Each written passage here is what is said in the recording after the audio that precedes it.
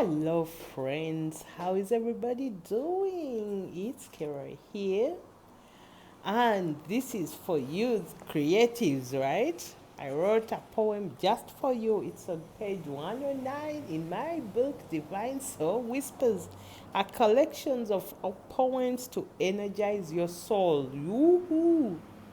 Be energized at all times, in every way. Okay, so this one is called Just Right. As the pen is drawn to paper, the flow of sense starts to stream through mind over matter, sense to nonsensical. I whisper to myself, just right. Let the river that steams from the depth of my gut have expression, just right.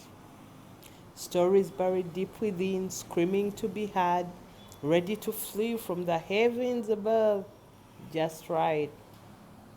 Scattered mind looking for calm, throbbing heart looking for love, just right. Lay your burden to rest, let all things speak a language through the heart to the pen, just right. Just writing feels just right. In this moment, in the here and now, just right. To you creatives, creating all kinds of things, especially writers, just right. You'll know what to do. As always, Keroy here, Divine Soul Whispers, and many other books. Talk to you soon. Bye.